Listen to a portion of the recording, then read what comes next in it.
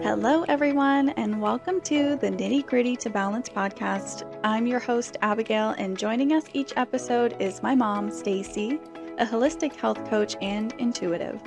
Each week, we discuss topics through the lens of her work and subspecialties to bring to light the balance in the everyday. So, with that, let's bring in the brains behind the balance and get this episode started. Welcome to today's episode, everyone. Today is an important topic, especially since you've been enjoying our previous conversations. But before we get into it, we want to thank you for coming back each week and digging through the nitty gritty with us. We're excited to be receiving a lot of wonderful feedback. It really is, makes our journey here and the topics and discussions that we have that much more worth it. We truly hope you are enjoying coming back each week to spend some time with us. But do us a favor while we have you. Leave a like on whichever platform you're listening on. Send your favorite episode to someone that you think would benefit from it. And if you didn't know, we're on YouTube. We are. So you can tune in and you can watch all of these episodes, kind of see, get to know us a little bit more rather than just hearing our voice, see how we interact, because it's fun. Yeah. But thank you for being here today, and let's get into today's discussion. It's going to be a little nitty gritty. Today we are chatting about the 4 bodies. Now, we've kind of hinted at the 4 bodies, and we've touched on them briefly in previous episodes. But in this conversation, we are truly taking a deep look and a deep dive on why they're so important, what they are, and how they're used in the health coaching program and the balance. Mom, I want you to give everyone listening like a quick snapshot of what the 4 bodies are if they haven't heard previous episodes where we've mentioned them. Sure. Okay. First, I'm so excited Yes. about this episode. Yes. This is hopefully going to be so impactful to our listeners, which is what we want to do. We want to impact lives, change lives, perspective. I think we say that every episode. We do. And this one's no different. This is exciting stuff. Yeah. So the 4 bodies and what my business is all about incorporating. So we have our spiritual body, we have our emotional body, our mental body, and our physical body. Yeah. And those are our 4 bodies. I love how they are individual. They each are made up of their own body. We don't necessarily think of them, as layers to us. And I think that's what today's episode really is about, is kind of uncovering the different layers and how they stack on top of each other and how they melt in together and just how they make up us as beings. Yeah. And that's so interesting how we do speak of them differently. We do kind of categorize them, but they are all one. Yeah. They do make up a whole. They do. Yeah. So how did they come into your awareness? Like, where did this idea come from? And why did you decide to integrate them? Yeah, that's so interesting. When we decided that this was going to be the topic, I had to kind of go back and think of, because the 4 bodies just feel a part of me for years. So I had to go back and think about, how did this come about? Yeah. And really, it just evolved from all the avenues that I went into learning. And the more I learned and the more I listened and the more I observed, the 4 bodies just became more and more and more apparent. And I could see examples of it continuously in my life And then as I started health coaching and continuing to learn, I could just absolutely see it in many different aspects Yeah. within people and myself. Mm-hmm. And so it's not anything that I made up. Mm-hmm. It's what I became aware of or aware to. Right. And I heard somebody in another podcast years ago mention just briefly about 4 bodies. And it hit me full on. 4 bodies. That's what I've been learning and looking at and observing and feeling and putting all these pieces together. Mm-hmm. And it was like, well, that was it. Yeah. That was my direction. That was going to be my business. Mm-hmm. And it just started flooding in, taking form, taking shape, Yeah. and becoming what it is today. Yeah. I know. I think back to when you were really trying to nail down your brand and what, solid direction you were going with this. And, you're a manifesting generator. So there's so many ideas, there's so many thoughts that pop into your head, and you're onto this idea. And then tomorrow you're like, yeah, no, I'm onto this one now. Mm-hmm. And then I remember you coming in one day and you were like, it's the 4 bodies. There's nothing else it could be. Yeah. And it was just you landing on this piece because of your understanding that this is the foundation of truth. Mm-hmm. Mm-hmm. And being able to just build off of that and build your brand and your expertise off of that is so wonderful. Mm-hmm. And the 4 bodies, I mean, I hope that this episode really just makes the 4 bodies feel as tangible to our listeners as it is to us. Yeah. So if you didn't know, this podcast is brought to you by 4 Bodies Healing, which is your health coaching business.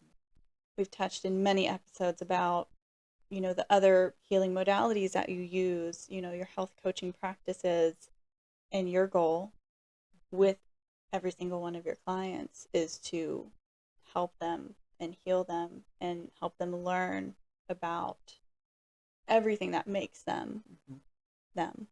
Which is the 4 bodies. Yeah. Yeah. And to take it even just a little bit further, in one of my year-long classes that I was taking, that I was physically going to every week, it was this classroom setting. It wasn't virtual online. While I was doing some medical intuitive work, but I was also doing my Reiki work. And I was getting my attunement. I think it was my 3rd level attunement for Reiki. And during that attunement, this symbol flooded into my head. And I was like, wow, that was really interesting. And after I came out of that attunement session, I immediately went and drew this symbol so I wouldn't forget all the pieces and clarity of it. Yeah. And just had it on this little tiny piece of paper in my folder. And months later is when I then heard this podcast and mention the 4 bodies, and that struck me so deeply. It was like, that went with the symbol that I had received much earlier. Yeah.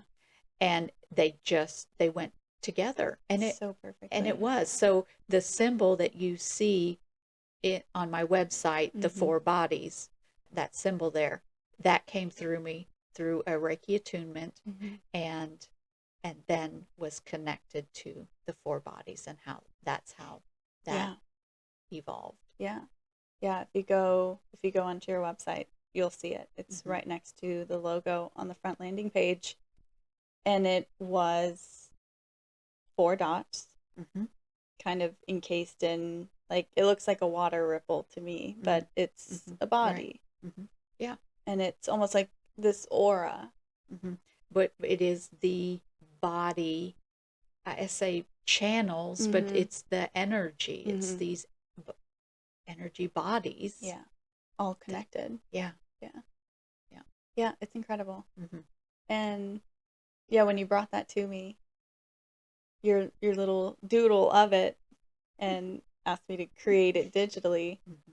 I was like, oh my gosh, this is so neat. This is Yeah. so, I don't know. It's interesting. The only words that come to my mind is like the peace in knowing that this is correct, that this is what your mission is supposed to be all about. Yeah, it was just very, very authentic, very organic. Mm-hmm. How it just kind of unfolded Yeah, absolutely. through time Mm-hmm. and learning. Yeah. Well, give us your philosophy really on the understanding of the 4 bodies too, while we're at it.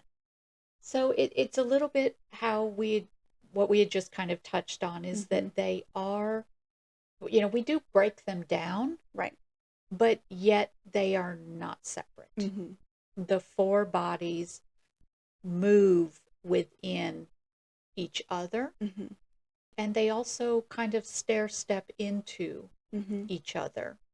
Yeah. And it'll make a lot more sense once we get into each of them and really start to break them down. But I also really want to kind of give this visualization. So as we move through each one deeper, Mm-hmm. that our audience already kind of can start to visually see them. But let's also talk about them in frequency, Mm-hmm. in harmonics. Yes, there is this little This little gnat. that is joining Yeah. us.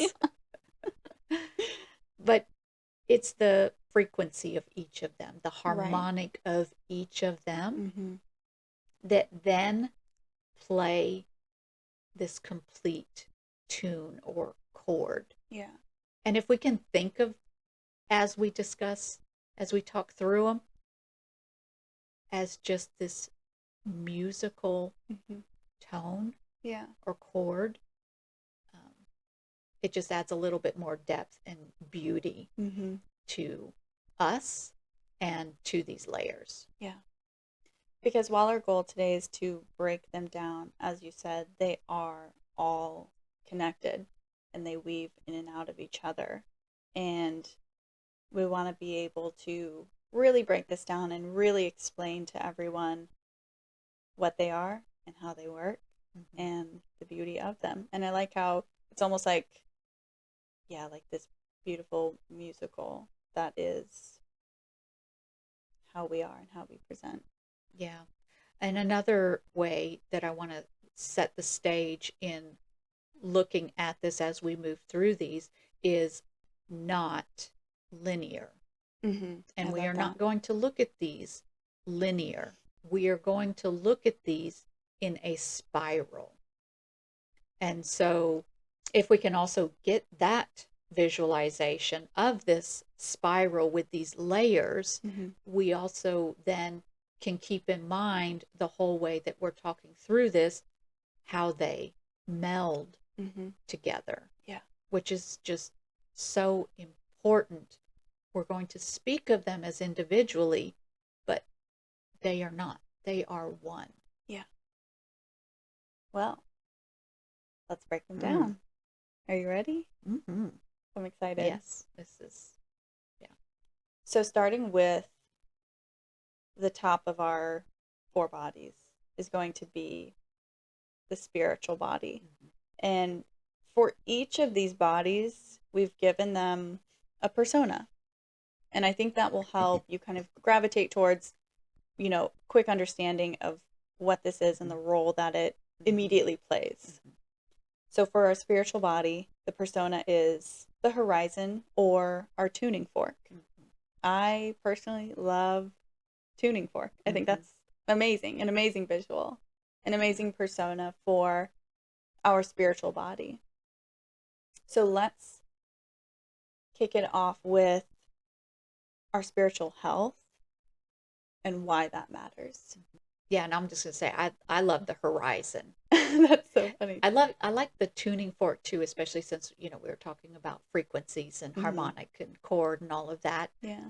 Absolutely. But the horizon to me is just this beautiful upper layer, Hmm. right?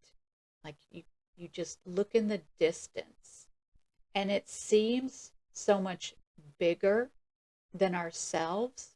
And in a way, that's what how spirituality is so important, Hmm. is because it is this something that is bigger than ourselves, Yeah. but yet we're a part of that. Hmm. We are in that.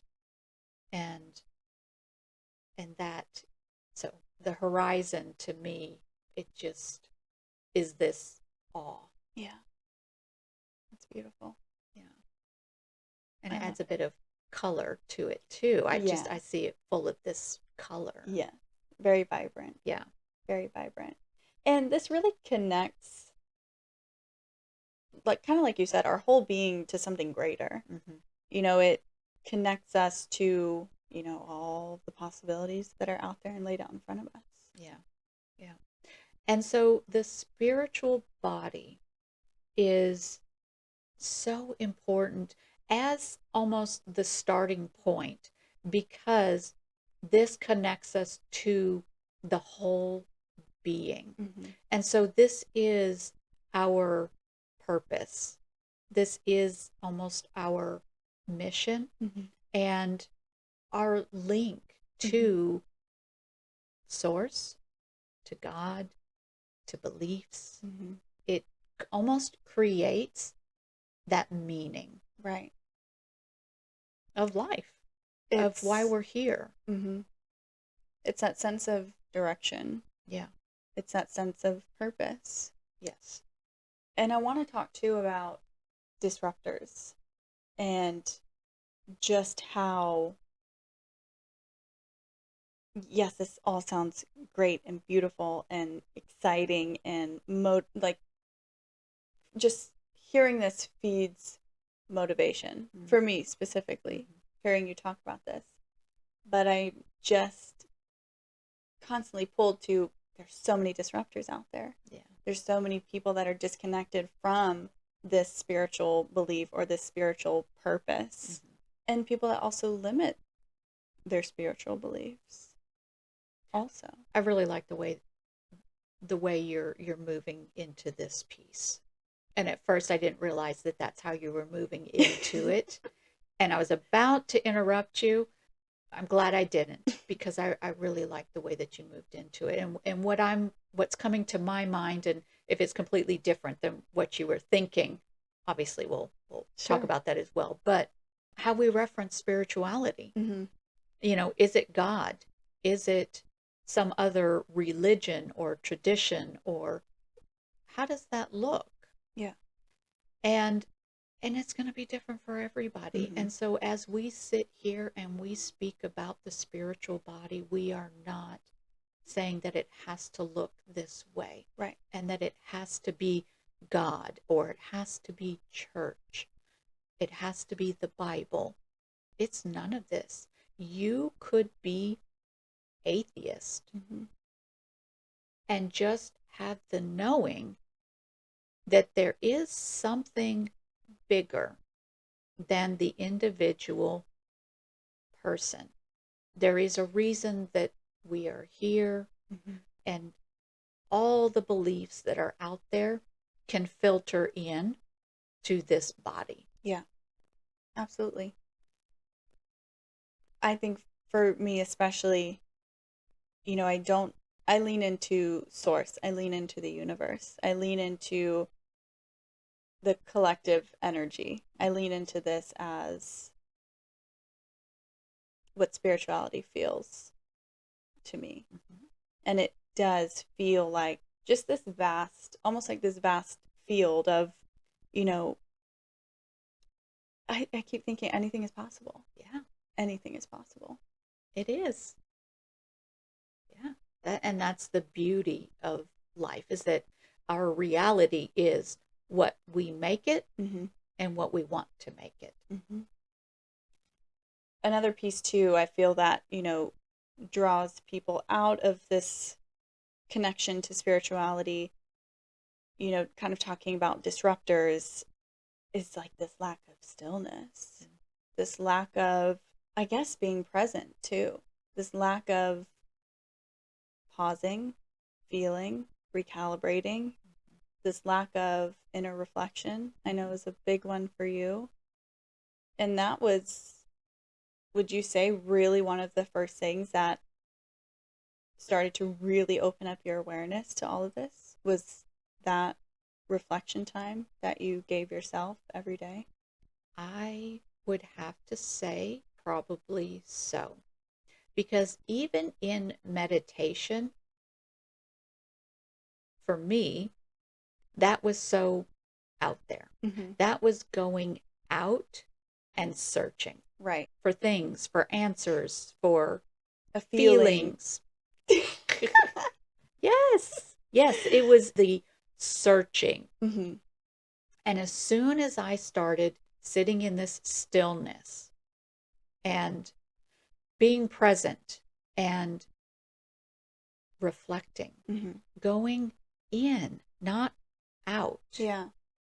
it started to change everything because I was tapping into all 4 bodies. Mm-hmm. It was life changing. Yeah. And still, every day that I do it, it is life changing Mm-hmm. because I just get deeper awarenesses or insights on me. Mm-hmm. And that's it. It's not going out and trying to understand all of these outside things. The more that I'm going in, which is the spiritual aspect, Mm-hmm. is going in and learning the spiritualness of myself. I learned the individual, but then I really start learning the collective and the universe. Yeah. I really love how you said that, because that resonates with me so much. Because, yes, as you said, the meditation is this, okay, let me close my eyes and I have all these questions and let me go search and find, and someone give me the answers. I need the answers. And hearing you frame it that way, I keep getting the message that it's taking your power away. You're giving your power away when you are, reaching out for the answers that you're supposed to be looking inward to find. And looking inward to find is where you are taking your power back and utilizing it within, rather than sending it out to hope for answers. Yeah, yeah. Searching. Mm-hmm. I'm meditating was this searching. Mm-hmm. And when I sit in stillness and I'm present and I am reflecting, things are landing. Yeah. They're falling in Mm-hmm. to my awareness. And it's not me trying to pull in this information. Again, it's landing. And it's just because I'm open and I'm still and I'm just almost, in a sense, sitting empty and letting this stuff just come in. And it does. Feelings or thoughts or emotions. However it shows up, and it's different all the time. Yeah. And these But it are, does show up. and as we get into this episode, I mean, these are just our other bodies coming to chat with us. To communicate. Yeah. Mm-hmm. And this is really the piece where connection and alignment come in. It is that intuition. It is that purpose. It is that inner knowing, that inner well-being. And it's tending to each of these 4 bodies and hearing who's talking and hearing who is needing attention, which one is needing attention, and trusting your instincts and trusting, these ideas or these messages or these sounds or images, whatever comes to you, trusting trusting that, play with it and try it and see what changes happen. And practice. Practice. And that's what it is. To Mhm. trust it, to hear it, to allow it. That takes practice. Yeah. It wasn't that I just sat down one day and all of this magical stuff started happening. Mm-hmm. It was progressive. It was something that I had to intentionally sit down and be still Mm-hmm. and begin to practice clearing my mind, in a sense, a lot like meditation. Right. But I don't know. It's strange. Each time probably looks very different. Mm-hmm. Some days my brain is just this whirlwind of thoughts. Mm-hmm. And I have to sometimes tell myself, okay, I see these thoughts, they're there, and I try to just let them kind of fall away, Mm-hmm. not negate them, not dismiss them, but just we're gonna sit in stillness now. Mm-hmm. And we're just going to, and one of the ways that I really try to help myself practice this is I do this with my eyes closed. And so I will sit there and just watch what is behind my eyes. Mm-hmm. And a lot of times I'll see just these beautiful colors and movements of shapes and mandalas and all of these really neat things. And I just put my focus there. Mm-hmm. I just focus on what I'm seeing. And when I can do that, all the thoughts just relax and they quiet. Mm-hmm. And then I can really start allowing these other bodies to start communicating with me. Mm-hmm. And then I start moving through um, um, what I'm sensing, hearing, feeling, all of this. Then I just kind of start moving through and reflecting. Yeah, I love that. And one piece too that I want to make sure is mentioned here is that, spirituality is not, it's not separate from life. It's not this extra thing. It is just an amazing, quality of our consciousness. Yeah. It's just the consciousness that's running through all of these bodies. And it's a beautiful thing to tap into and to practice. I feel like we say that in just about every episode, but it is the truth. I almost think about it like, okay, you're tired of your handwriting and you want it to be different. So at the beginning, you have to purposefully restructure your letters to the point where it's just second nature. You had to intentionally carve out the time, sit down, and practice your reflection in the way that feels most authentic to you, to be able to tap into your 4 bodies, to have this connection and have this fluid communication to the point where it's much easier for you to drop in now. And it is something that I'm practicing on my end, and it's so fun. It is fun because it changes continuously. This can look however you want from day to day or practice to practice. How, once you decide this is how I'm going to practice it, you may do that for a little while and things may really start to flow. And then, okay, now it's time to start practicing it in this way. And it continually changes. And that's the interesting thing about it, because it just brings about so much awareness, I guess. But what I'm doing in my practice now is I sit and just to kind of regulate myself in my stillness, I will look at what's behind my eyes. But then my practice is then I go into hearing.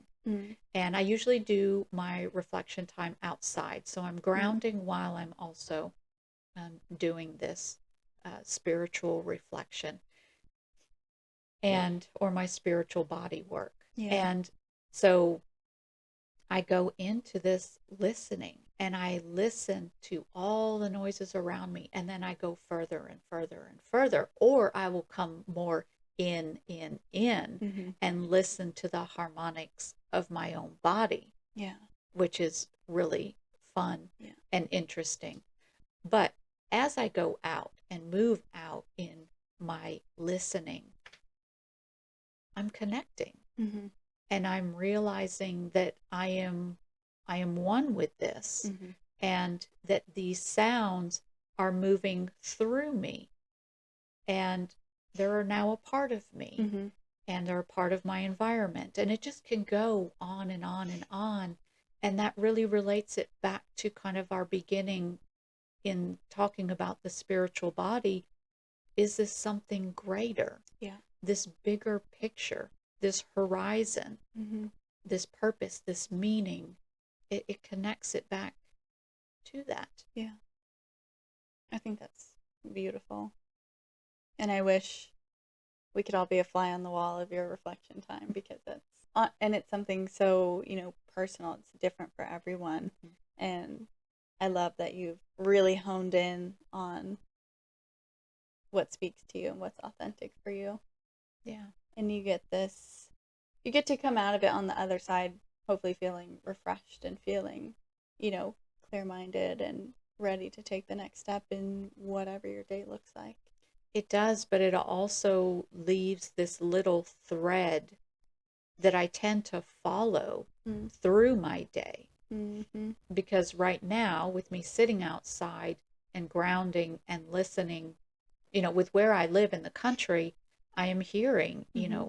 birds and squirrels and the horses or the cows or the chickens, or um, Bugs. definitely the bugs. I love it. Yeah. And, or, a train off in the Mm-hmm. distance. We have two trains Mm-hmm. in opposite um, Directions. directions of where I live, off in the distance. Sometimes you can hear the train, or we've got the pipelines in the area, so I can hear the pumping station. And Mm-hmm. these are miles Yeah. down the road. But when you tune in and Mm-hmm. you start listening as far out as you can, or Yeah. even as close in as you can, Mm-hmm. it gives you a different perspective. And I could take that thread with me through the day and just have a different perspective on what I'm seeing, what I'm hearing, what I'm sensing. It just runs through my day. Yeah. And so it opens up these different centers. One day it might be my heart center that's really led in this Mm-hmm. because of my reflection time that morning. Yeah. Or it may be a little more mental, or it may be a little more feeling. Mm-hmm.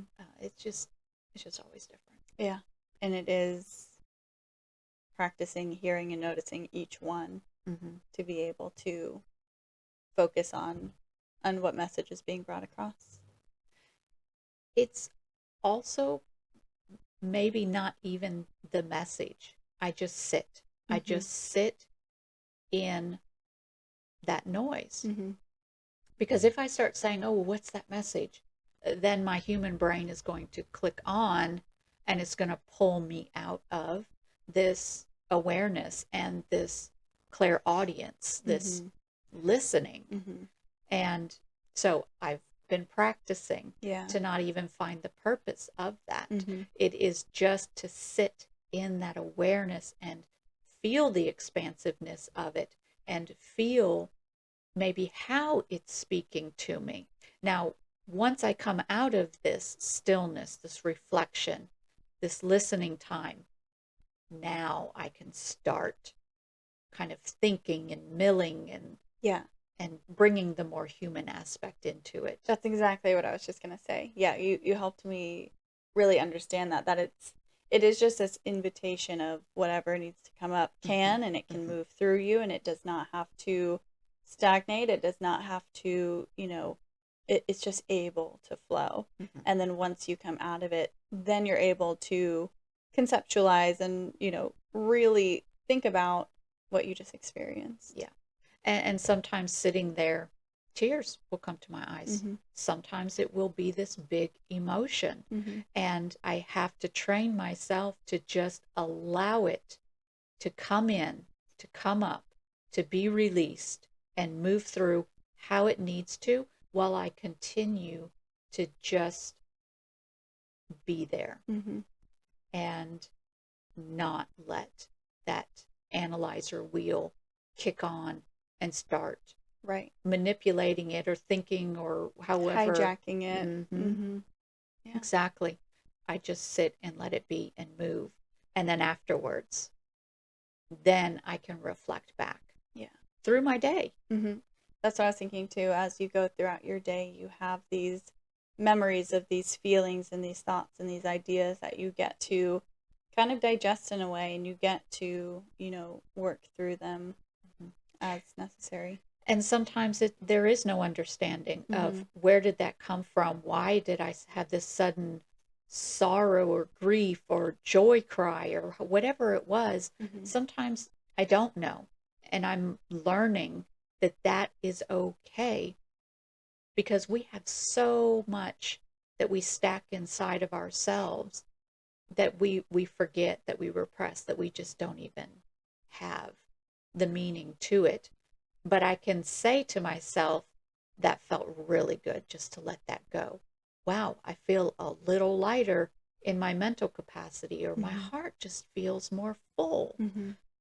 I can just process how I now feel with releasing that. Yeah.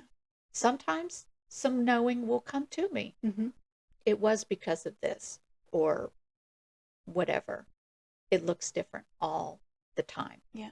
And it's okay to know. It's okay not to know. Mm-hmm. And that's, I think, largely why it's so important to be able to just sit in that stillness and just let it move. Right. Is because we don't have to attach something to it. Mm-hmm. We can just let it do its job and release and go. Well, and I had a question for you at the end of talking about our spiritual body, which was, what is your favorite practice to strengthen our spiritual body? But I think we know. It is that moment of stillness, that moment of reflection, whether it's 10, 20 minutes, an hour. Your favorite way to strengthen your spiritual body is to sit in reflection.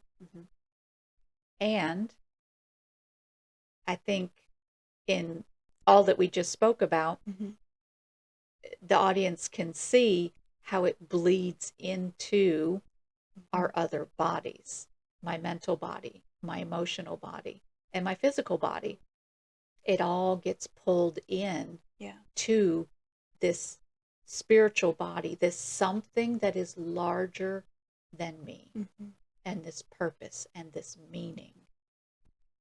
It all just flows and connects. And I love it. And it is, you mentioned timing. It is different. Every single day is different. It doesn't have to look this one specific way. Yeah. Sometimes I do only have 20 minutes, and that's all I can do. And it's beautiful. And that's also a piece of releasing control, because you only have this amount of time. That is okay. And it will still be great. Yeah, it is. Wow. Well, the next body that we wanted to chat about is emotional, our emotional body. And this one, we've given the persona of the conductor. It's different from our mental health because it's how we feel and how we respond to the outside world. And so it regulates the flow between mental clarity, physical vitality. It, a step down from the spiritual, it's what binds us together as we gravitate more into the physical manifestation of us. Whenever I'm talking about the emotional body, heart math just always comes into my mind. If anybody's not familiar with heart math, it's basically that our heart knows first. It's Mm. almost like that gut instinct. Mm-hmm. But our emotions, we feel something first Mm-hmm. before our brain attaches something to it. Yeah. And that's the way that body works. Mm-hmm. It is our spiritual, which leads into our emotional, and then that emotional then kicks on Mm-hmm. the mental. Yeah. So that heart math is that our heart, this emotional body, is tuning in first. Mm-hmm. And that kind of sets the stage for how we're going to be, Yeah. how we're going to react, Mm-hmm. our mood, all of that Mm-hmm. emotional piece. Yeah. And also chatting about, emotional awareness, emotional regulation is a big one because we can have these emotions. We can be triggered by something, happy, sad, mad, these emotions that are easy to label. Something I heard recently, and I don't remember where I heard this, but that we are not great at labeling our emotions. Mm-hmm. We have Mm-hmm. the easy 4 or 5 emotions that we can instantly gravitate towards, but there's so there's so many sub layers to emotions that we don't practice naming. And so to be emotionally aware, to be able to emotionally regulate, we have to educate ourselves on what our emotions actually are. Because you can say that you're sad, or you can say that you're happy. Are you excited? Are you surprised? Are you, what is the sub layer to the emotion that you're feeling? And it can help you kind of dig down to the root cause of what's sparking this emotion. There's an interesting, like, emotion wheel. Have you seen it? Do you know what I'm talking about? I've seen some, but I'm not sure which one you're talking about. I found it through TBM, Okay. but it is, breaking down each main emotion that everyone can easily identify with. And then it has kind of these subcategories of emotions tied to each one. And I was experiencing a strange emotion one day and found this emotion chart and looked at it and was immediately able to pinpoint the actual feeling that I had. And if I hadn't found that chart, I wouldn't have been able to discover what my actual feeling was. Okay, now here's what I can do to move through this feeling. It was an uncomfortable feeling. It was certainly one that I didn't want to continue to sit in. Mm-hmm.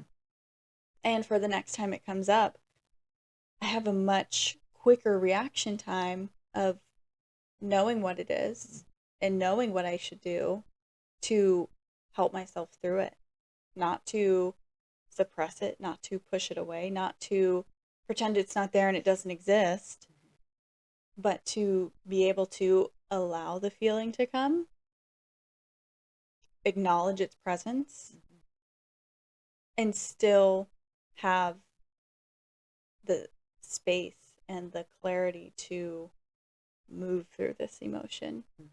Whether that is a little extra self love, positive self talk, an actual action that I need to take. I think emotional awareness is really important because if you don't know actually what you're feeling, then it ends there. It's difficult to get beyond that and work through any emotional challenges you may be dealing with. There's so much that you said there to unpack. Mm-hmm. And I kind of want to do this. Yeah. Because my head's just spinning. Mm-hmm. Sorry. Because the way I see this is multi-layered. One, why do we have to define everything? Mm. That is so human. Interesting. And that is kind of what has got us into this trap of compartmentalizing. Mm-hmm. Because you are saying, oh, this has to fit in this box. And if I feel like this, okay, now I know what I'm supposed to do. But what if that feeling has these other things attached to it? Mm-hmm. And the way of working through that feeling isn't the same as it was last time. Right. But you just made it the same as it was last time. Hmm. And so now it's possible that you won't actually complete that emotional loop Mm-hmm. because you compartmentalized it. It's very helpful to have these guides to maybe better express, maybe to somebody, Mm-hmm. that this is how we're feeling. But if it is just us, if it is just us sitting in reflection and maybe allowing these motions to come out freely, why do we have to label it? Why do we have to name it? Mm-hmm. Why can't we just let it be the multifaceted feeling that it is, and just let it be and then go? You know, I hear you. yeah, it's just very complex. Very complex. And a difficult practice. And I feel like, I guess the piece that I'm sharing is, I guess the first step is awareness. And yes, to get to the point where we're able to feel these feelings. But I guess for me personally, I want to be able to understand them a little bit more. But maybe that's just a piece of my brain that wants to control something. Yeah, and why can't you just turn it and say, maybe, where is this emotion in my body? Instead Mm-hmm. of what is this emotion? Give me a label for it. Okay, where is this emotion in my body? Mm-hmm. It's in my heart. Okay, great. Why is it in my heart? Mm-hmm. Does my heart feel expanded? Does it feel shrunken? Does it feel broken? Does it feel excited? Does it feel jagged? Put your own words on it. Put Yeah. your own terms on it. And just feel it and let it Mm-hmm. move throughout your body. Well, how do I want to express this? Do I want to cry? Do I want to yell? Do I want to sing? Do I want to dance? Do I want to stomp my feet? Do I want to Mm-hmm. get physical? Do I want to just internalize? Do I need to just be quiet? Yeah. Express it.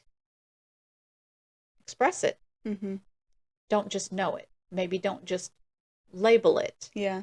Talk to it. Move it through. Mm-hmm. Express it. And just let it be that emotion, Yeah. instead of a title, Mm-hmm. instead of a box. Yeah. And I guess for me, this example in particular that I'm thinking about, I think it allowed me to talk to the emotion because I knew the baseline feeling, like where this was coming from, but to be able to hone in on it more specifically and to understand more specifically what type of emotion I was feeling, it helped me talk to it. It helped me, it made it much easier for it to move through my body rather than feeling so stagnant because I wasn't really sure what was going on. And again, I think that is, the different levels of practice. I say I'm a baby in this space. And I think it was just that little stair step up to this greater practice that I'm working towards. And it was just a wonderful tool that I found. And I found it that day when I was feeling these feelings, and it just came to me at the perfect time. Well, it says the teacher shows up when the student is ready. That is interesting. Yeah. And so it showed up when you were ready to receive it. It really did. Mm-hmm. But I completely agree with what you're saying. Mm-hmm. And it is this moving through the emotions rather than placing it in a box, rather than saying, okay, well, you sit over here and that's where you belong. It just allowed me, it allowed me to see it. Like it almost changed like this, like if I'm talking in colors, which I think a lot in colors, it completely changed the color of the emotion that I was feeling. And it took out the negativity of the emotion because I realized it's not this, it's not entirely what I was initially thinking it was. And it, took a lot of tension out of the feeling that I was experiencing and made it much easier to move through. It sounds very nice. Yeah. Yeah, it sounds like, yeah, you move through it exactly how you were supposed to move through it. And it's a feeling that I do expect to pop up every once in a while. And I feel much more at peace that if this comes up, there are ways I can work through this. I don't have to sit with this ugly feeling. I know that I can move through this feeling. It doesn't have to stagnate in my body now that I'm able to see it for what it is. Yeah. Yeah. And also know that our feelings, just as our bodies and us being individuals, are not compartmentalized. That it's not just this one feeling. Your feelings and emotions, as you move through them, can move into other ones. And they should, because that's how we move through closing this loop. That's how we move through the entirety of why that emotion showed up, what it's doing in our body, and then how it's going to be released. So when you can feel these things completely, it's just like when you're so mad and then you start to cry and then you do something maybe physical and release all of these tears, and now you feel, now you can laugh. Now you're finding things are funny, or you finding gratitude in whatever happened. Yeah. You've just moved through all these stages of this, what was a one single emotion. You brought it to completion. Yeah. And once you do that, once you can experience all of these other emotions that are tied to it, that's completing it. Yeah. And that's almost releasing this story that your body had about whatever triggered this emotion, whatever your mind attached to that emotion. Yeah. And that's really how we keep our emotional body more clear, more in tune, more resonance, is completing these loops that our brain attaches to it. And that is so interesting because, a feeling can pop up or something, inside us can be triggered and we don't like the feeling, so we try to avoid it. And we don't allow our bodies to move through and feel these feelings. And that segues us into another thing I wanted to discuss with you, is that when these emotions stagnate in our body, how does that affect us physically? Again, we go back to this musical note, us being this tuning fork with each of these layers. When something stagnates, it can block, it becomes still, it doesn't allow this energetic movement through it, and it really does start to create dis-ease. And then it can move into the next body, which would then be our mental. Our mental can hang on to this emotion. And so then the next time we possibly feel that, the brain's like, oh, yep, there it is again. And it's running this emotional loop. And these things can happen over and over and over to where we aren't even aware that our body is getting triggered by this certain emotion. It just is almost autopilot, and that the brain attaches a story to it, it stuffs it away, And that's where you can see people just have this huge release of a feeling because it's just been this stack on top of each other. And it could, and then it could start creating this dissonance within the body and within these other fields. They really do rely on each other to be working in harmony, to flow in harmony with our other layers. Yeah. I think so much about, kind of as I mentioned just previously, not allowing ourselves to feel each emotion as it comes up by pushing it away and by blocking it. Just because you try to put it out of your mind, or you try to distract yourself, or you try to move on without giving it its proper time and space to be released, it doesn't just go away. It stays. And the longer you allow it to sit in this, I want to say channel, the longer you allow it to just sit and be, your body gets very clever on how to make you not even realize that it is still sitting there. Yeah, it's reminding me of just like in the physical body, with ingredients, your body will, things that it doesn't know what to do with or whatever, will stuff it away in the fat tissues. Our mental, with the emotional body, does the same thing. It just says, okay, I registered this, I'm not going to process it, don't know what to do with it, I'm just going to go stuff it away here in this energetic body, and it's going to sit here and collect and collect and collect. Yeah. Ugh. Until it's messages that you just almost can't deny anymore. And it's things that just start flooding out, or you start seeing other, harmony keeps coming to mind, is that, you get this disharmony in these other areas, in these other bodies, to where you just can't ignore that you have this stuff that's not being processed. Yeah.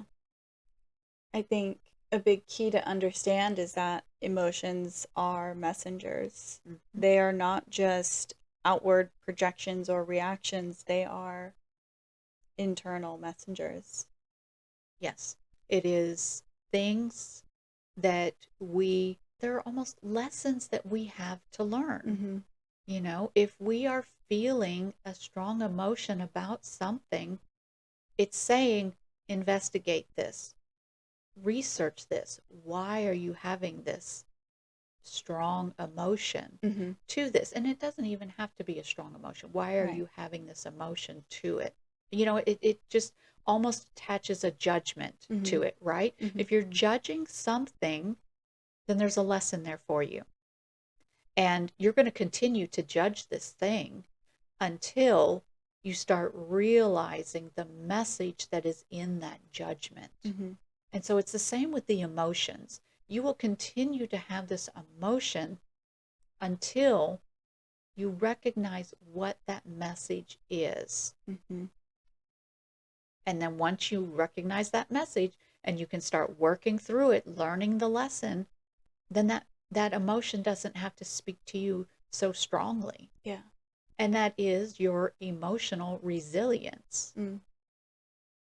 The more you're listening, and the more you're working through that, and the more you're releasing your emotions, they are there to work with us. Yeah.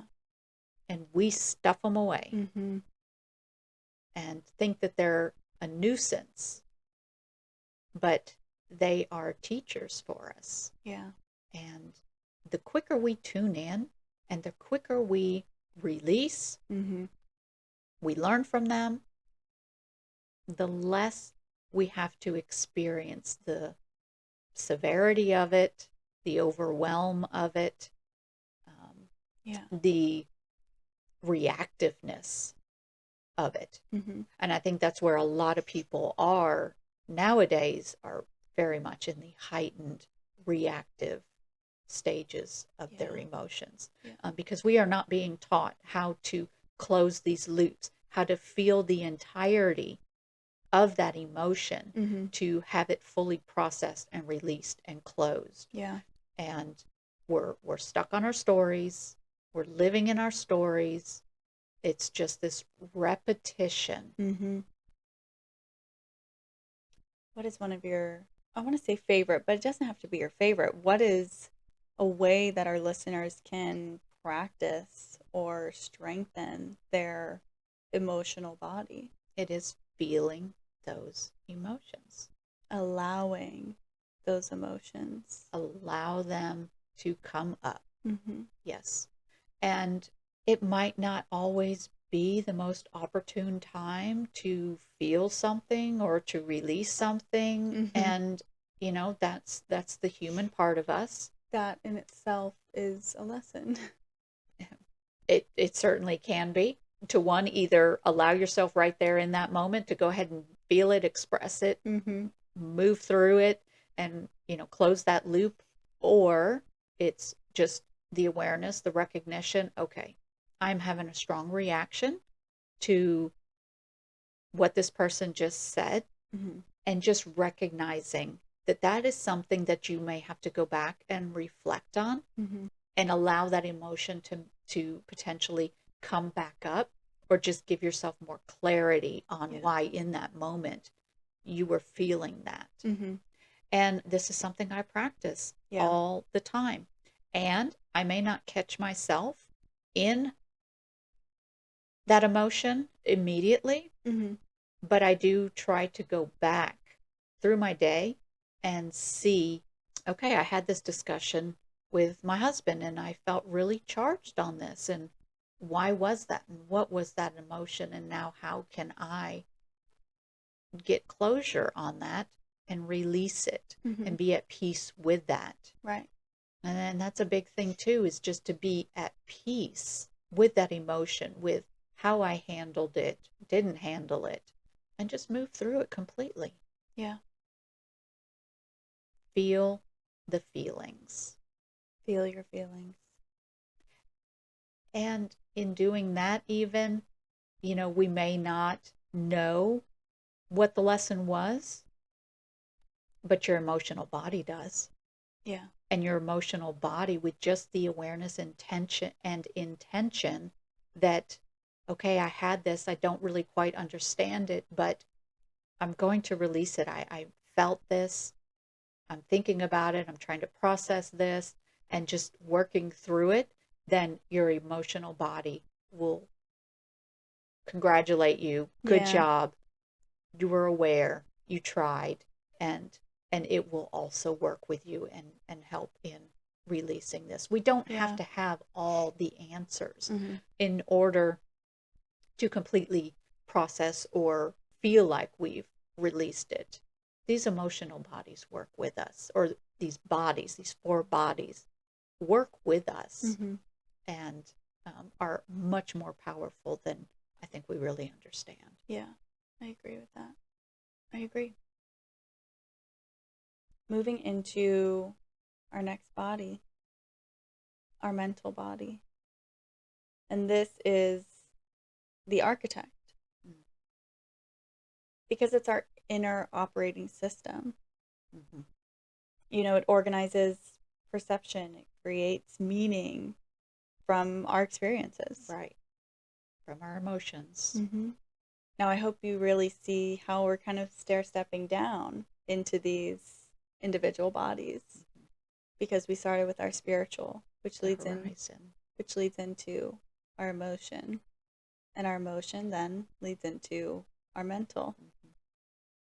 And if you're really sitting with the, I feel like the energetics of our mental space, that's going to be our thoughts. That's going to be our analysis on situations. And it's going to be our imagination. Mm-hmm. It's going to be those stories that we're either making up, Mm-hmm. or those stories that we are reflecting back on. Holding on to. Mm-hmm. And this is tied to those emotions that we didn't allow to be released. This is tied to something that happened in childhood that we haven't fully processed through. Our mental body, I want to say it's an important one. They're all important, but our mental body is just that next step closer to our physical body, and how important it is that we nurture this one just as much. Yeah, I think our mental body is a little more tangible, like the physical for people. So I think this is maybe a little bit more of an easy one for them to really grasp that this is a body. Whereas, the spiritual into the emotional, they feel a little more elusive. They feel a little more hidden, maybe. I haven't, yeah, you brought up that interesting point that the mental body feels a little bit more tangible, but do you believe that that is just our culture today? Because we have developed more of an understanding of the mental health of people? Not even so much, I think, maybe the mental health, but also that we are just very mental. Science has to explain everything. And if it can't explain it, then it's perceived as possibly not there, or woo-woo or mystical, or it's just this almost fantasy. So we're just very cerebral. We try to compartmentalize. We try to talk our way through with just logic alone. And that really almost negates the spiritual component, something bigger than ourselves that we cannot see, but we know, we feel. And then even the emotions. We don't see them until we express them, but they are in our field. They are constantly there. We are constantly feeling. So, yeah, mental just is, I think, the direction that humanity has moved. I believe that humanity once was very, very lived very much in the spiritual body, and was probably much less in the mental body. Yeah, it is just interesting to hear you say that the mental body is now becoming and feeling more tangible, because I do believe that. I believe that, our mental body it feels much more in front of us in a way, much more pliable in a way. It's what pretty much leads our day, is all the mental thinking, analyzing, processing, decision making. That's what's propelling us forward. Yeah. Instead of getting in tune with the environment, with ourselves, with the spiritual aspect of the horizon, something bigger than ourselves, our purpose, the meaning. And, the meaning can be from day to day. It doesn't have to be just a meaning or purpose of my life. Right. It can be, what's my purpose and my meaning? What's my horizon for today? And let that lead you and guide you and be that something bigger than yourself. Yeah. Right? It doesn't have to be this enormous, way off in the distance type of thing. But we really do just let our brain control, I think, most aspects of our life. Right. Yeah, it's the rationalizing, it's the storytelling, it's the limiting beliefs, it's, this whole hurricane of all-consuming thoughts. And I think that also leads us into how this impacts our physical health. And, an overactive mind or an undernourished mind, and it directly links, to these distorting, limiting beliefs. Yeah. We mentally are very undernourished. Yeah. And I completely believe that it is because we do not sit within ourselves. Mm-hmm. That is the undernourishment. That allows others to influence you. Mm-hmm. When you are not grounded in yourself, your purpose, your meaning, your higher horizon, your emotions, when you are not grounded and connected to that, people can manipulate you. People can move you in all different directions. Mm-hmm. People can infiltrate thoughts. Mm-hmm. You are not necessarily your own. Yeah. It is like this separate entity that tries to grab a hold and take control and rationalize and Make things up. but make them seem and look and feel true. Yes. Yeah. Our mind plays tricks on us. Mm-hmm. It really does. And the more we can practice getting out of the mind and into the body. Not even just into the body, but into the 4 bodies. As soon as you allow all of them to start speaking and communicating with you and you're listening to all of them, Mm-hmm. then one cannot just take over and rule all the rest. They all have to be able to flow together and work together and be seen and heard and felt and Mm-hmm. and Yeah. it really brings in that connectedness, that oneness. Mm-hmm.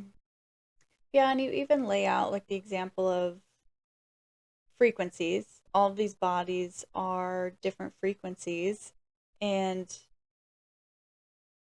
how they harmonize together, how they communicate to each other.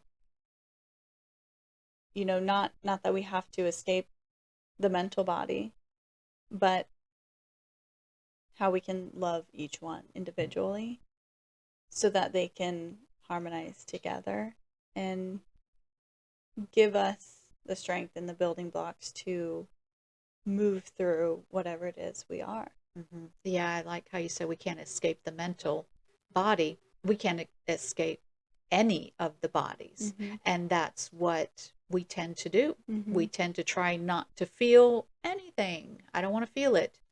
And so we try to escape that emotional body, or we lose sight of our spiritual body. We lose sight that there is something larger out there for us that we're a part of, in knowing that they all work together. You know, not to, that's what it was, is that we tend to just want to be in the body that we feel the strongest at. So if we're very analytical, if we're very mental, if we're very in our head, great at problem solving, then these other bodies really are not being heard or processed, or, you know, the messages that they're trying to relay to us are just not being received. Yeah. So the bodies that we're strong in Yes. are the ones we tend to really sit in and focus on. Thank you. Yeah, I was even thinking, you know, we're talking about stuffing away emotions or not wanting to feel that or pushing that away. We only do that to the ones that we cherry pick that we don't want, you know, whereas, okay, these feel good, happy, excited, surprised emotions. Yeah, we'll take those all day. We'll take these emotions all day because we like these. But those other ones that I don't care to feel or I don't want to feel or I'm tired of feeling, yeah, we cherry pick what's good and what's bad. But that is not allowing the flow of energy, The through fullness of us. the full experience of what you are going through. Good, not so good. Feel it. But also being the fullness of being an energetic body and the physical body, the human. Yeah. The spiritual and the human. The beingness of all of that. Well, let's talk too about like the modern day disruptors on our mental body, because I feel like, you know, this could even be an episode all in itself. So we'll keep it tied in here, but social media, hustle culture, lack of sleep, an undernourished mind. These are all things that unfortunately are so prevalent today that really allow these dark clouds of mental fog, or mental, not allowing mental clarity. Comparison is a huge one. Yeah. A huge one. That's something that I'm really honed into practicing right now, is because I've been given the message from people recently. It feels like I am constantly hearing this. Oh, you're so perfect. Oh, this is so perfect about you. Oh, I love this. It just looks so easy. And inside I'm like, but it's not. Everything is not so perfect. But I'm presenting on the outside that everything is perfect. And so then they are immediately comparing themselves to me, to the version of me that they are wanting to see, or to your are outside. seeing. Yes. Yet when I compare myself to someone and I think, oh, they have it so easy, oh, it must be so nice, oh, whatever it may be, but I have no idea what's actually going on. No. And it is just this: comparison is the thief of joy. We've all heard this. It is so true. And so I've come to the realization that there is no good, there is no bad, there is no perfect. Things just are, and that's okay. Yeah, it's very much okay. And totally needs to be okay. Things are just the way they are. They are that way for a reason for each individual person. Yeah. Get rid of social media. Yeah. I tell you what, that changed my life as soon as I got off of that years ago. Mm-hmm. That is what then creates the time for your stillness, for your reflection, for your mental nourishment, for your energy body processing, releasing, closing those loops, and for your spiritual purpose, meaning your understanding of the bigger you. Well, that allows for all of that. And it gets rid of so much mental load that now you have the bandwidth for your own personal mental load and what you approach through your day. Yeah. You can now have the space to take that on. But if you're trying to take on your personal mental load and then your day, everything that you're coming in contact with, and then all of this media stuff from thousands of other people's. If you're reading comments, you're watching these videos, you're watching TV, it is overstimulating mentally, and then it filters into all the rest of these bodies. Because remember, we are talking about a spiral. We are not talking about linear, moving up and down this little ruler bar. This is spirals. And so these bodies are just flowing, trying to flow and move with each other. Yeah. Mental is really, really big. And kind of what you had mentioned earlier is also because of the mental awareness that is being brought forward. But it's just we are absolutely undernourished in the mental capacity of processing our own stuff. And I guarantee you, once you start doing that, you will be so much wiser. Yeah. I tell you, I am so much wiser because of the mental nourishment that I do for myself on a daily basis. Yeah. Because the more I get curious about myself and understanding, well, why did this happen? Why did I do it like this? Why is this coming into my awareness? Why am I feeling this? Now I go and I start researching and I start reading and I find books and I find people and I have conversations, and it just branches from there. That is mental nourishment. And it is not that I am going and finding validation or anything from social media. Yeah. That's not needed. It is this inner wisdom that is then doing little spider webs out to pull in this information that I'm seeking again for my own internal knowledge and wisdom. I like the spider web visual. That's great. What are some practices for our listeners to nourish their mental body?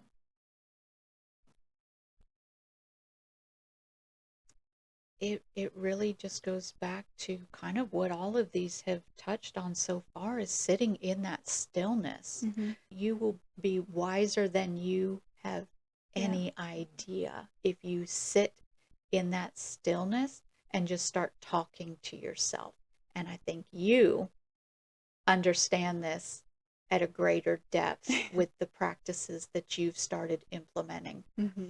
Everybody is so much wiser than the social media that they're watching, than the TV programs, than the comparing to the person next to you. If you are sitting in your reflection and you are tapping into your inner wisdom and then the things that you want to then go and learn, you won't have to have that validation from other people. You won't have to have that long comment thread and trying to get little pieces from this comment, what this person said, what this one's doing. You won't need any of that because you will have your direction. You will have your guidance from your wisdom as to the information that is true and resonance with you. It's profound. Wow. And it's freeing and it's opening and it's just... Yeah, that's exactly the feeling I was getting. That it is freeing. That it is wide open. Yeah. For whatever you decide to bring in. And as bogged down as all the adults out there feel, just imagine what these kids are feeling.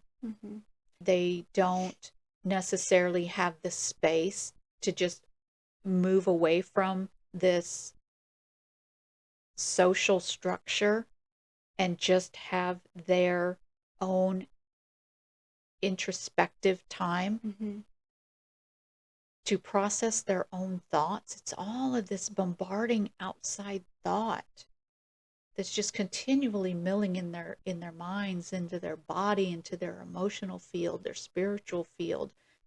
They probably have not tapped into their personal greater purpose, meaning, spirit. Yeah.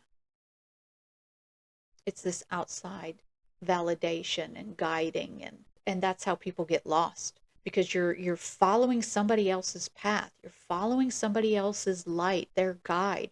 That's not yours. That's not resonating with your internal music. Marching to your own drum. Yeah. That is real. Yeah. And as soon as people start tapping into that,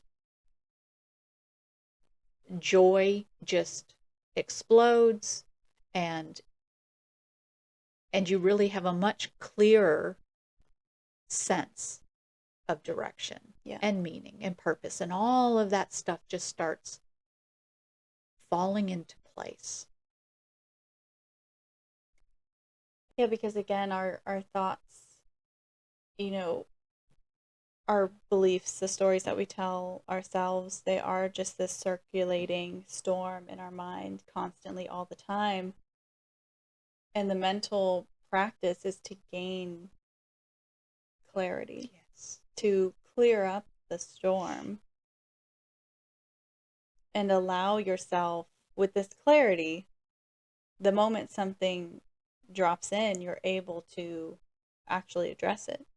Because with everything grabbing at your attention all at once, how do you choose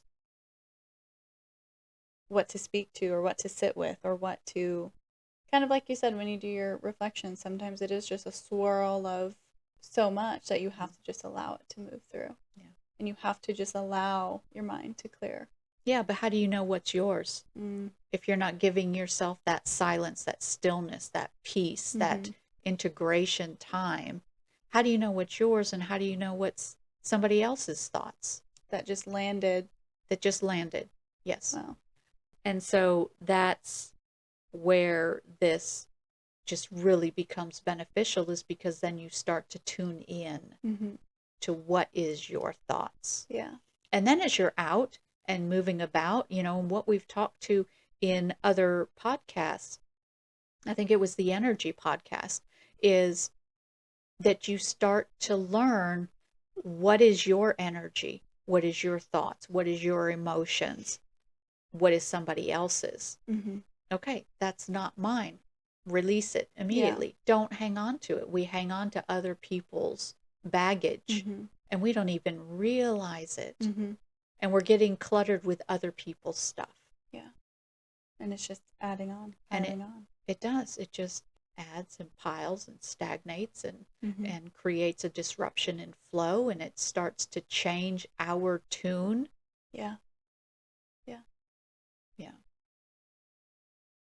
Well, moving into our last persona, the anchor is our physical body.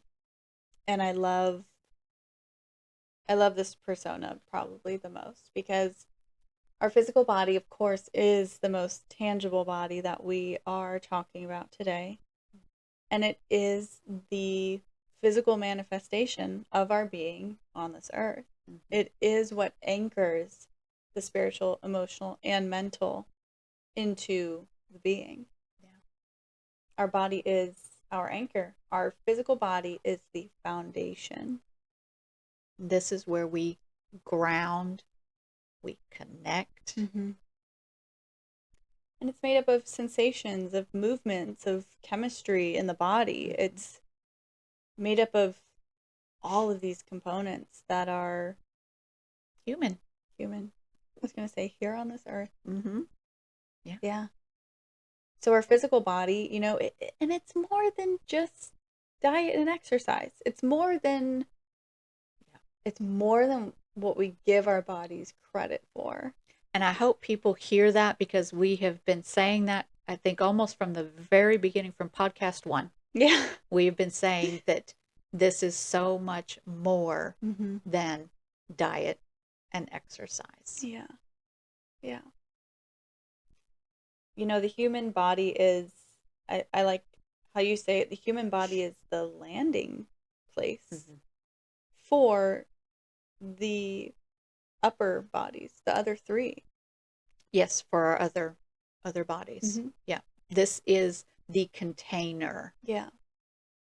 For these other bodies to be a part of, to land in, to send messages to. Yeah.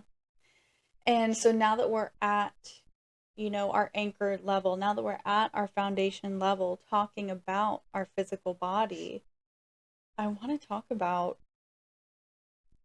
diseases and illnesses in the body. Yeah.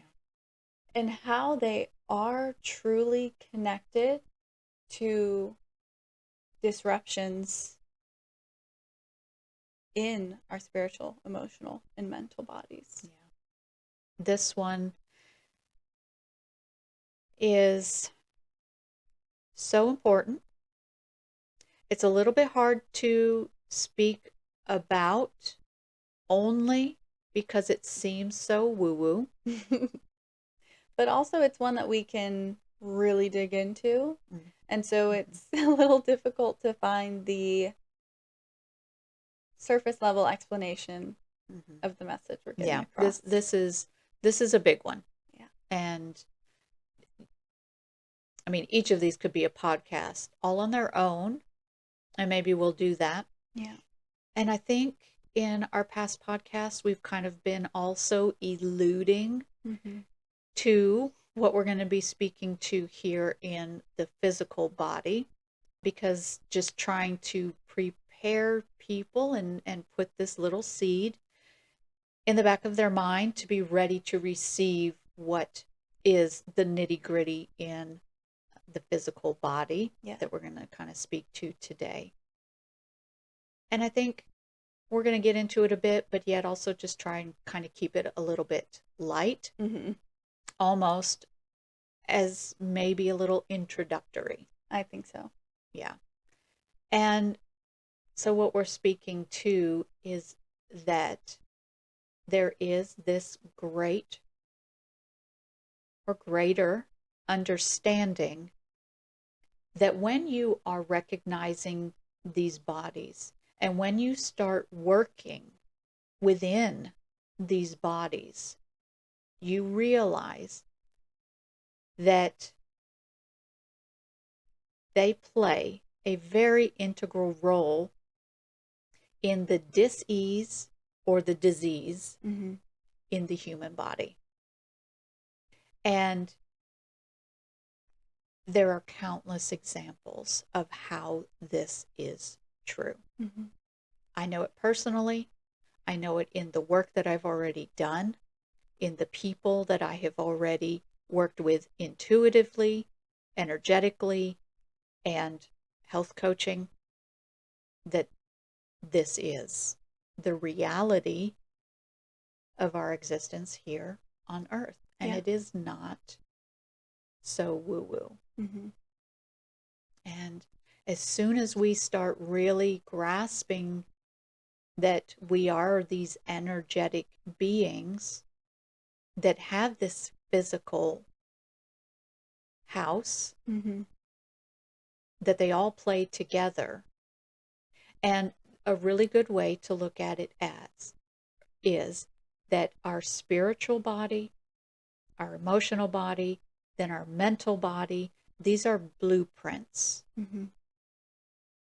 that then manifest with disease, illness, symptoms in the physical body.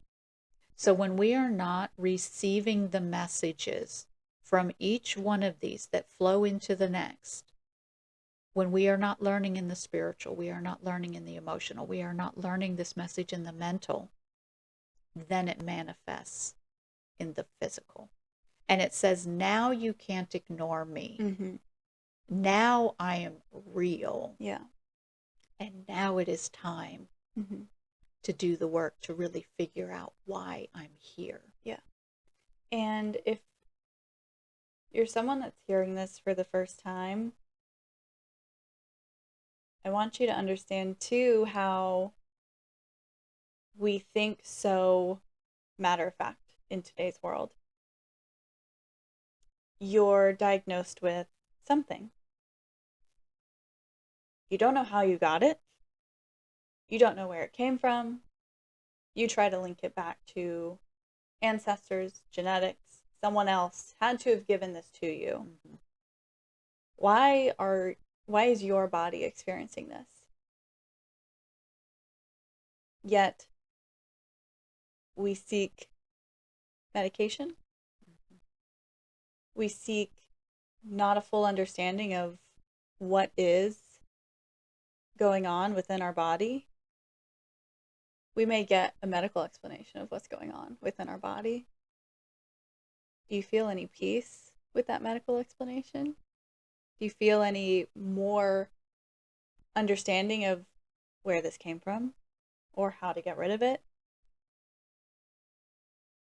We think of it so plainly as if we wake up one day with an illness and it can either be fixed by taking a medication or could never be fixed. And there is a world out there.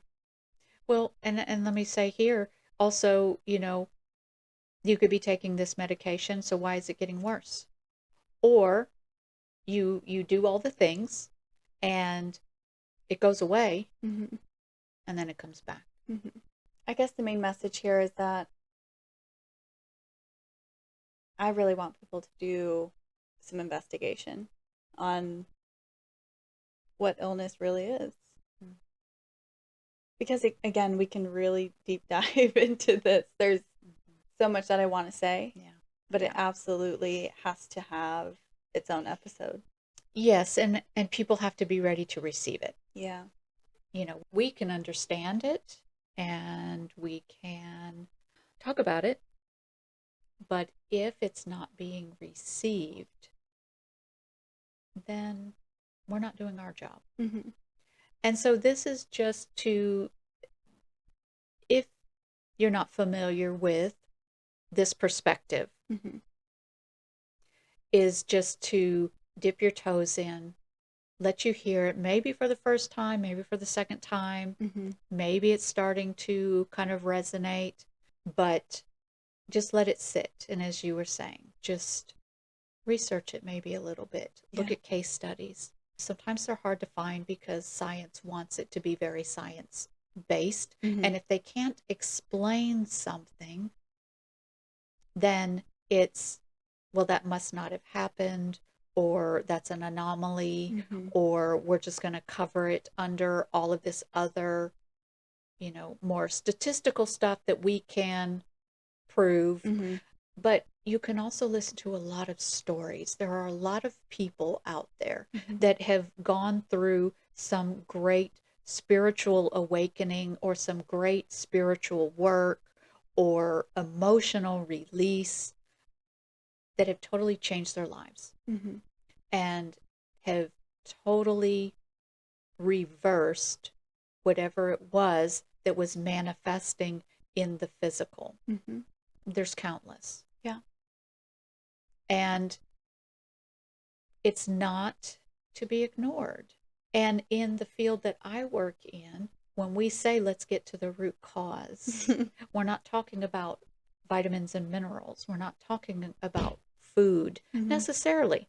They play a role. We're physical. Yeah. But let's get to mental. Let's get to emotional. And let's get to spiritual. And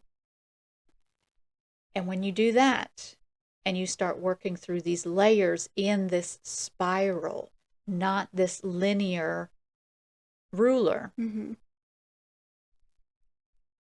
it's transformative. Yeah. I mean, you really start seeing things change. Yeah. The world of possibilities out there just becomes so vast, but the ability to find peace in the decisions that you're making, I feel, come much easier, much more easeful. Yeah. It's, you know, and I have personal experience with myself with going through this work and getting to some root causes and have completely changed physical issues that I've had. Yeah. And I want to put this story out there. For some reason, it came back to me. It was an intuitive reading that I did a year ago, maybe, year and a half ago, maybe. And so in my medical intuitive reading, we do the physical, and then we move into the energetics. And so I was doing this physical reading on this lady, and also during this reading, it is known to the client that they can change the medical position that we are in their body. If they want to change to something different, if it's not resonating with them at all, then they can ask to change to a different reading in the body. And so I was reading this lady. We were, I talk about, I will list several areas that is showing up for them, and then they can pick one of those areas, or if they have something completely separate they want to go in and look at, we can do that. That's how the reading kind of gets started. And so I had listed some of these areas for this lady. She chose the heart. It showed up. She chose to look in on the heart, what was going on there. And so I'm telling her these things. that are going on with the heart. It wasn't anything major. Mm-hmm. It was just that her heart felt enlarged, and it felt also like it was sluggish. Mm. Like one of the valves wasn't working properly, to where then it was almost like getting this backflow Mm-hmm. in her body. And so I'm kind of going through this, and she says, okay, no, stop. I want to switch to a different area of the body. Mm. I don't have any heart issues. Okay, no problem. Mm. And so we go, she then picks this different area. We go in there, we do the reading, we move into the energetics, and then we come out, and I always, ask somebody, would they like to share anything? Certainly don't have to, but would you like to share anything? And so she says, well, that maybe she didn't immediately go to saying to the heart, but she said that she starts giving me a little bit of backstory to kind of what we were touching on. And she says that she just lost her husband. Oh. I think it was like 2 months Mm-hmm. before we had our reading. Mm-hmm. Wow. And she completely negated Mm-hmm. that her heart showed up and what I was describing to her about her heart. Mm-hmm. Wow. And it just, there's something there. Yeah.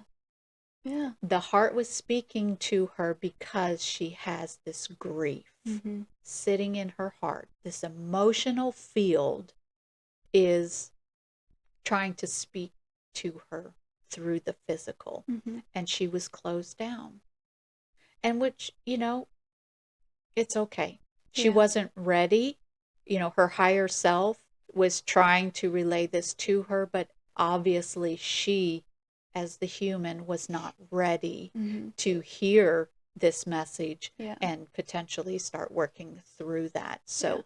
she's going to have other messages that are just going to have to manifest to her Mm-hmm. in order for her, hopefully, to process all of that and really move it out. Yeah.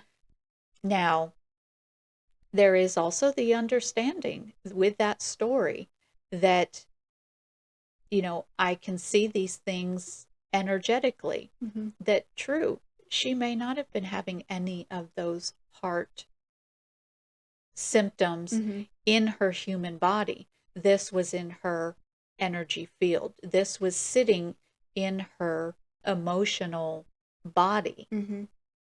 But the more that she denies that or does not process that or work through that, then it's going to creep into the mental. And there's going to start having some thoughts about this grief, or, maybe what happened between them, or however it would manifest for her. Mm-hmm. And then if that doesn't get processed, then the heart conditions that I was seeing for her may then actually manifest. Right. Yeah, it may not have been something physically going on within her body at that moment. Right. But it is something in her, something in her emotional body. In the blueprint. Mm-hmm. And that's what I spoke to earlier. Mm-hmm. To see each of these bodies as the blueprint. Mm-hmm. And that was a blueprint that was being drawn, potentially being drawn in her emotional body.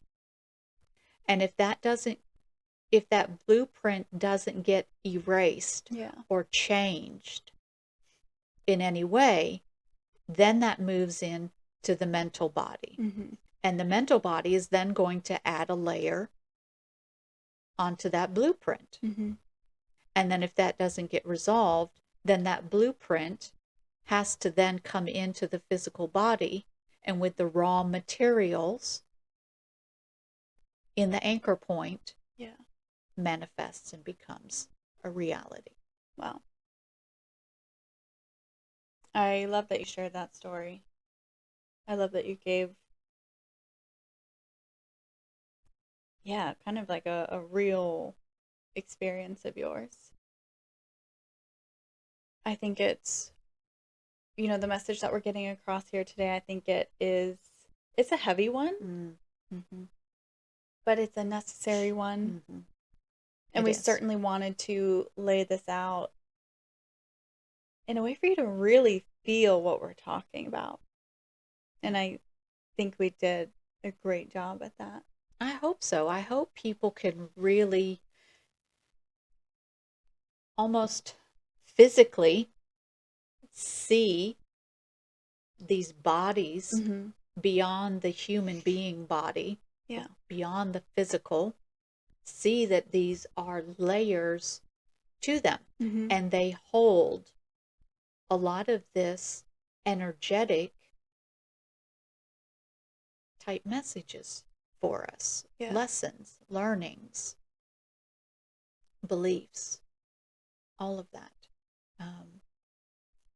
that then move itself in to the human body, either in vitality or in unhealthy ways. Yeah. And I think another thing too to touch on is how the 4 bodies apply to the collective. They apply. Let's go back. This just came into mind, and I guess it could go in the balance, but I'm thinking of it here, so I'm just going to throw it in here. This is where it dropped in. So what is also really, really important to know, and with the story that I just gave that example, is this really gives the being power. This really gives free will. This is an example to show that just because you have something that manifests in the physical doesn't mean that it has to stay there. Right. That you have the power to go backwards and to unravel and to change that blueprint. But it's work that doesn't just get done in the physical. Yeah. It's not just by taking a treatment or a pill or changing a diet or just doing one thing. It doesn't get reversed that way. And that's why things can come back, because it's still sitting in the blueprint. You just kind of uncovered a piece of it, but the blueprint's still here. And so this stuff gets packed back on and then it remanifests. So know that it doesn't matter at what stage you are in the manifestation in the physical body, you can completely go back into these other bodies, do the work that needs to be done on this blueprint, and totally reverse things. Yeah. And that's the beauty of the work that 4Bodies does. Yeah. Is that we go backwards in order to move forward. Yeah.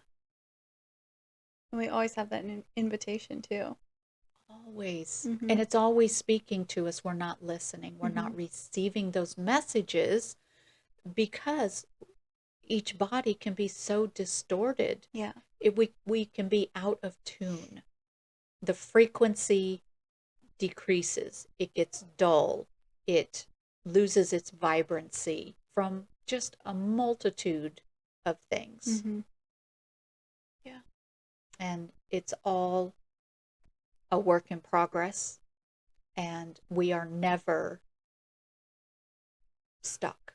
Yeah. We have free will and we have the power. Absolutely. Yeah. Take your power back, everyone. Yes. Love it. You all have the power. And the knowledge and the wisdom. Sorry. Just kicked you. But going in, a little bit further, those 4 bodies can really be applied to the collective. So not even just to the individual people, really like humanity as a whole. The 4 bodies have a place in that as well. Yes. If we didn't just overload you on the individual person, I didn't want to leave this discussion today without planting that seed that these 4 bodies also pertain to the collective. Mm-hmm. And that's a huge thought. But the collective humanity has the spiritual body, it has the emotional body, it has the mental body, and it has the physical body. Yeah. And we can apply those into what we see. Mm-hmm. Absolutely. With humanity. I almost think of it like Divergent. Mm. They're all sectioned into bodies, essentially. Right. You know, there's very distinct sections of their community. Sure. And right. this feels like that. Mm. You know, we have these 4 bodies, and there's people in society that identify and pertain within one of these bodies, and they study these bodies, and they, you know, that is what their life is about. Yeah, but let's go even broader Mm-hmm. with humanity and looking at this with the collective. So let's quickly move through the bodies with the collective. Is the spiritual, what is the greater meaning for humanity, Mm-hmm. for the billions of people that live on this earth? What is that collective purpose and meaning? Mm-hmm. And then emotional, what is the emotional state of the collective? Mm-hmm. That really just kind of moves humanity in and out of things. Yeah. Right? In politics, in war, in the things, the global things that impact everybody. Mm-hmm. Right? Mm-hmm. That's the emotional state of the world. Yeah. And then we move into the mental. What is the mental capacity of humanity? Mm-hmm. Aggression, war, Joy, domination. Mm-hmm. We would love it to be joy. How different would the world be if the collective, Mm-hmm. if humanity lived in joy? Yeah. Oh my gosh, what a beautiful place we'd be living. And so then those 3 bodies then move into the physical. What is humanity manifesting? Mm-hmm. Right? Yeah. And we do this on the collective level. If enough people believe in a certain spirituality, meaning, purpose, then humanity tends to move in that direction. If humanity feels strongly about something, then we all tend to kind of move in those directions. And same with mental. And then we see it Mm-hmm. because it manifests. Yeah. Yeah, it's incredible. Yeah. Well, let's get to our balance for today's episode. I think we need some balance. I was going to say we need a little bit of equilibrium. We need a little Yes. bit of balance to come in here. Yeah. You know, we constantly have these messages. Mm-hmm. Constantly. Mm-hmm. That is Mm-hmm. one of the main points that we're trying to get across here today. We constantly have messages from the body, from the universe, from our thoughts, Yeah. emotions, etc. Yeah. All of these things are talking to us and communicating with us.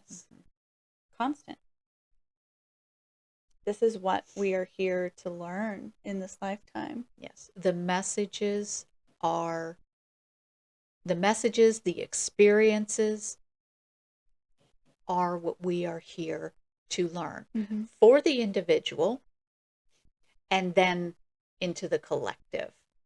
Yes. Because so anything that we move through here with the balance, it goes both ways. Right. So these are the things that we as individuals are here to learn for ourselves, our own lessons, Mm-hmm.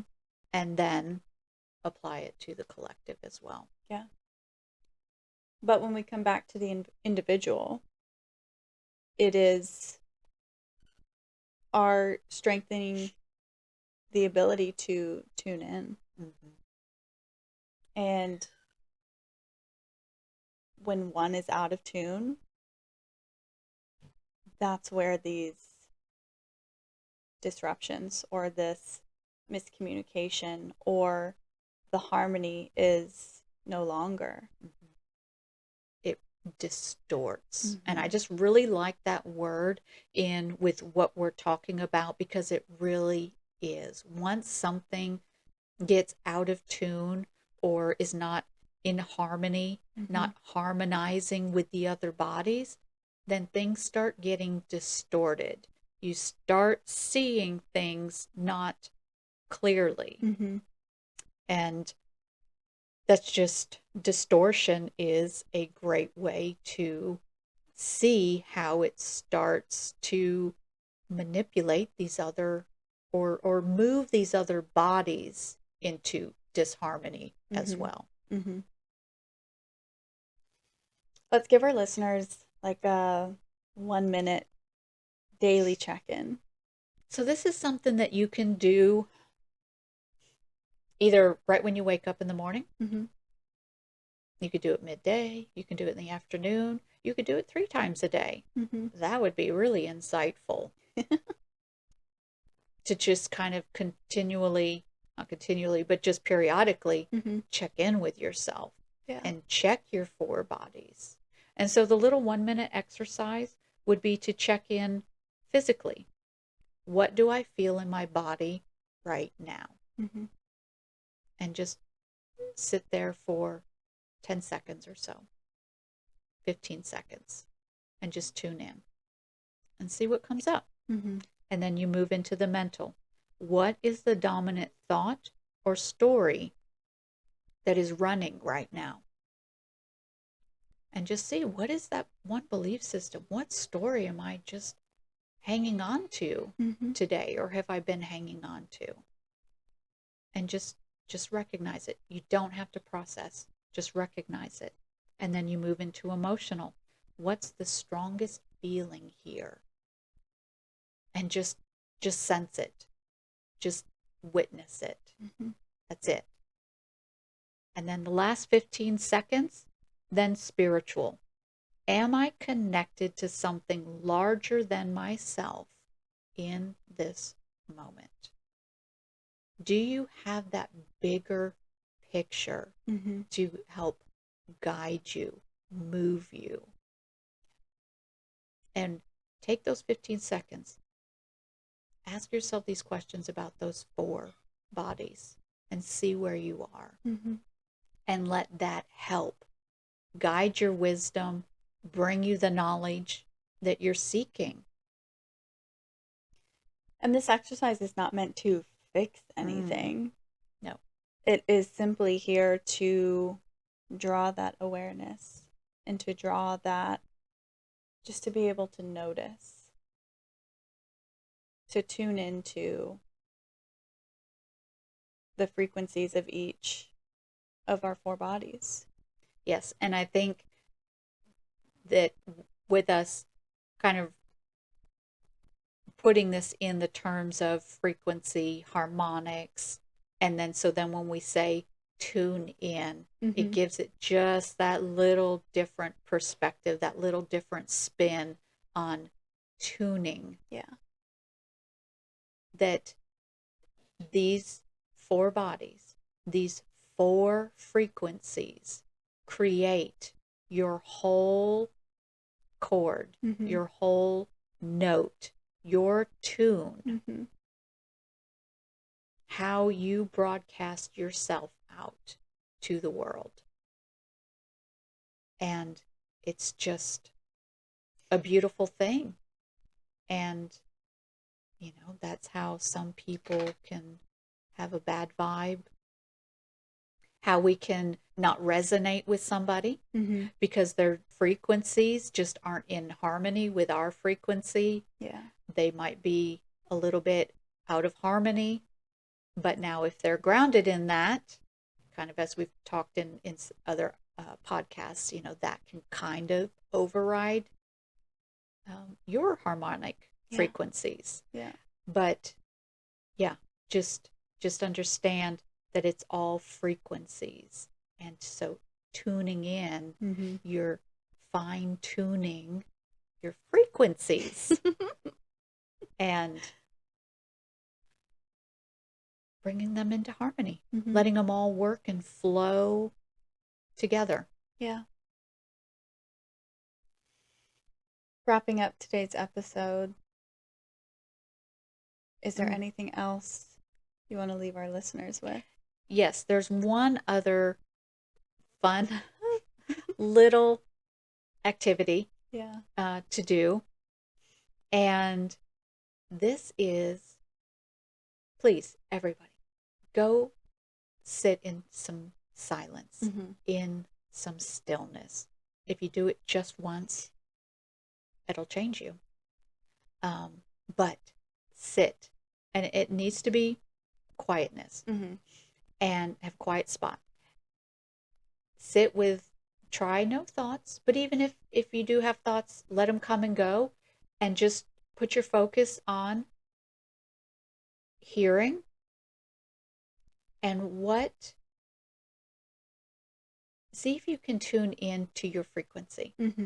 See if you can hear your frequency. And the funny thing here is that what you thought was tinnitus could possibly be your own frequency. And so what's interesting here too is some people are very, very sensitive to frequencies. Right. And they can hear machine frequency like computers, lamps, wires in the walls, refrigerators, things that kind of had that constant supply of energy. They give off the frequencies, the electromagnetic field frequencies. And people can tune into that. So if you're sitting in this silence, are you tuning into a different frequency? Or are you potentially, can you hear your own frequency? Because you can. If you tune in, you can hear your own frequency. And this is something that I've been playing with. And I used to just hear it in one ear. And just recently, I now hear it full spectrum. I hear it in both ears. And it's pretty constant now. I can sit here and talk to you and I can hear it. And it's beautiful because it will change as you change and as you find that balance and as you move through, hopefully, your 4 bodies and start tuning it and harmonizing your frequencies, the frequency that you hear will change. Wow. And it can get brighter and it can get higher pitched. It can change. And it's just fascinating. Another fun exercise. Activity. Just to tune in to yourself. And if anybody does this, please write to us. Let us know what you experienced, what you heard, didn't hear. If you think it's something that you'll continue to work on, give us some feedback because it's exciting. And if there's any questions about anything that we talked about or went through today, again, absolutely. Reach out to us. Let us know. This may have been our most nitty gritty episode yet. Yes. I think it certainly has. I was so excited to really finally talk about this and bring to the people the fullness of what this has to offer them, what their body, what their life has to offer them, and really what 4 Bodies health and healing has to offer people. Yes, take a breath. We have a fun visual for you also. So if you are interested in seeing kind of the 4 body spiral, as we're calling it, because it is not linear. Everything is flowing and moving, and there's always motion to our full bodies. So we have a fun visual that we created for you guys. More than likely will be on our Instagram, or if you are watching us on YouTube, we'll pop it up on screen for you. But we've reached arguably my favorite part of the episode, which is where we get to reveal our oracle card. If you didn't know, we pull an oracle card at the beginning of every episode to leave us and our listeners with a final message, something a little extra, because if you didn't have enough to think about after this episode, we want to give you one more thing. But today we pulled from the Akashic Truth Oracle deck. We felt like this was a very fitting deck for today's episode. Can I reveal it? Yes, please do. All right. Oh, it is wisdom. Oh, wow. You've been here before and you know what to do. Yet you fear disappointing others. The wise choice may not be the popular choice, but choose for the highest good in this situation. Wisdom. Yep. It is. I feel like we say this in a lot of episodes, but it is that movement of going inward and listening to yourself and listening to the wisdom that your mind, body, and spirit have to offer you. Yeah. And what I pick out here is the wise choice may not be the popular choice, which I think rings true even more to the individual. When you can choose something that may not be popular, then that's authentic. And that's staying true to yourself. And that is potentially creating a good blueprint. That is creating the vitality and the purpose and the meaning for that individual. And that's what we're here to do, is to be that individual that we came here to be. And offer the world us. Hone in on your wisdom, everyone. Yes. And what's really interesting is that we've pulled this card before. Yes, we have. And I don't know if it's on an episode that has aired. It might be one that we had technical issues with. I'm feeling like this one didn't get on there. I think you're right. Because it has been a long time since we pulled this one. It has. And it's resurfacing. It's visiting us again for a reason. So wisdom, it's innate. It's in us. And we just have to sit in that stillness too. It's our job to uncover it. And to hear it. I like that. Well, tune into your frequencies, everyone, and tune in to our podcast every week. Thank you, everyone, for listening. We enjoyed your time with us today. And until next time, be well. And be balanced. Bye, everyone. Bye. Thank you for listening. This episode is for educational purposes only. The information is not intended to give medical advice or therapy. Please consult with a licensed healthcare provider before making any changes to your health regimen. Also know that you are responsible for your life choices and circumstances. Until next time, be well and be balanced. Bye. Bye.